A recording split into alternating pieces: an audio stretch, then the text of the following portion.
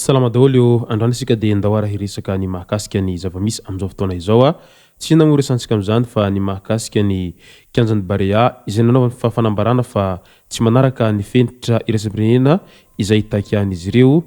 amin'ny mba ahafahany hanaovana ireo lalao lehibe izay fananana hidirana amin'ny mondialy enina amby roapolo sy roa arivo sy ny fifaninanana kanina manarakeo. Ka noho izany dia mety ho atao any ivelany avokoa ireo lalao rehetra izay fanandrinana Madagasikara amin'ireo izay mpifaninana aminy. Fa milohan'izay dia azo adino ny manao commentaire ambanin'ity vidéo ity mba ahafahana mandravina ireny hevitra rehetra ireny rehefa vidéo manarakeo. Azo adino ihany koa ny milike ny vidéo antsika ary tsarovy ny miabone amin'ny chaîne antsika mba ahafahanareo manaraka tsy tahapaka ny vidéo izay lefana misy WATAWATA GASY toy izao ny fanaovana azy. Tsy ampendrely isika fa avitrany tonga dia vavany ndahary. 90 taona no nahazoan'ny Madagasikara fahaleovantena, izany hoe 90 taona be izao no nananantsika ny filoham-pirenena ary efanaro izy ireo no nifandimby teo ary samy niezaka nanao fotodrafitrasa avokoa sy niezaka nampandrosan'ny Madagasikara avokoa izay rehetra lany sy nitondra any Madagasikara mandrakitiny androany. Samy nanana ny nampiavaka azy sy samy nanana ny vaindondra harany avokoa ireo mpitondra rehetra izay nifandimby teo hatramin'izay. Misy moa ireo izay niezaka nanamboatra ny lalana manerana Madagasikara satria izay no tsapany sy hitany fa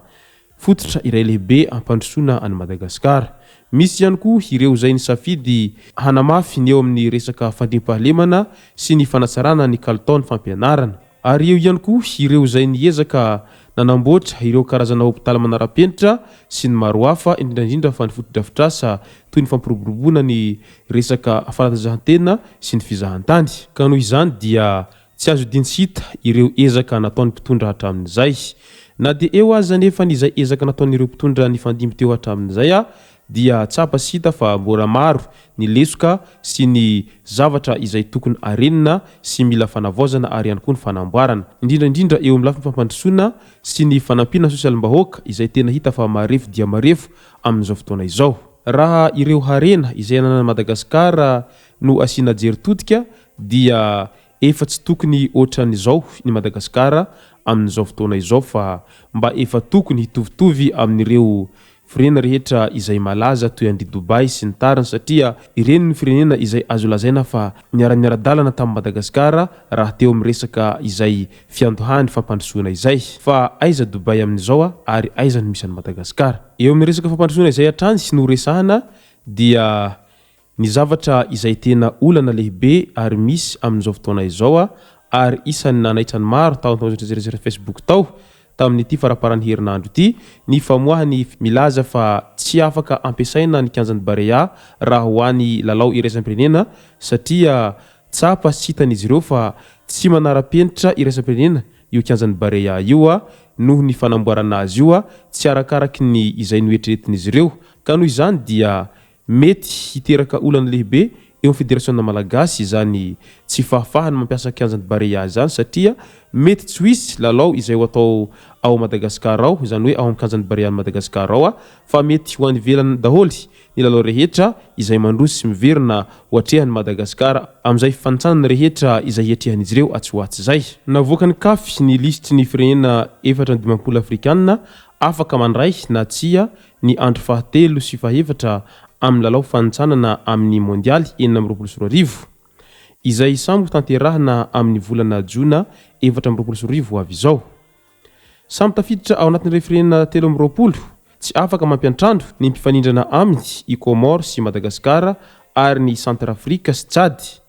Ao anatin'ny vondrona misy atsika miaraka amin'ny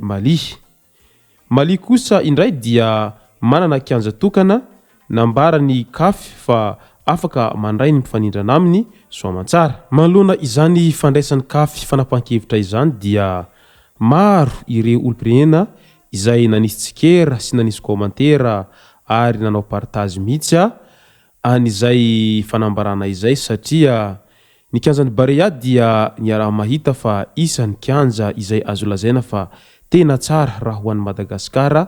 ary tena efa niezaka farak'izay mafy ny fitondram-panjakana mba ahavitany io Kianjan'Ny Barea io. Ary tsy vola kelikely nanaovana an'io fa tena vola amankarena maromaro mihitsy vao nahavitana an'io Kianjan'Ny Barea io izay niarahana tamin'ireny orinasa sinoa izay nanao ny fanamboarana Kianjan'Ny Barea ireny. vantany vao vita nefa ny Kianjan'Ny Barea io dia nisy sahady ny indro kely tamin'izany fotoana izany no izy ilay rehefa avy orana dia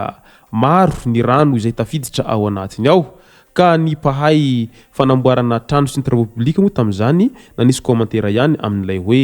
moa va tsy natao ny étude d'impact environnementaux ny alohany fanamboarana an'io kianja io sa ve ahoana no mahatonga azy no dobo-drano tahaka izao hoy ireo zay mahay sy mafehy an'izay resaka fanamboarana ny trano sy ny maro hafa izay manampitrotraka izay hatrany ny tsy fahampiny varavarana eo amin'ny fidirana sy ny fivoahana izay isany nasiny kafitsikira ihany koa satria ny araha mahita sy ny araha mahalala moa hatramin'izay rehefa misy ny lanonana na koa fampisehoana na baolina kitra izay ao amin'ny Kianjan'Ny Barea ao matetika dia ahitavana raha mandrika foana rehefa le mivoaka avy ao iny noho ny izay tsy fahampina varavarana izay ka mety tafiditra ao anatin'izay fenitra izay takiny kafy izay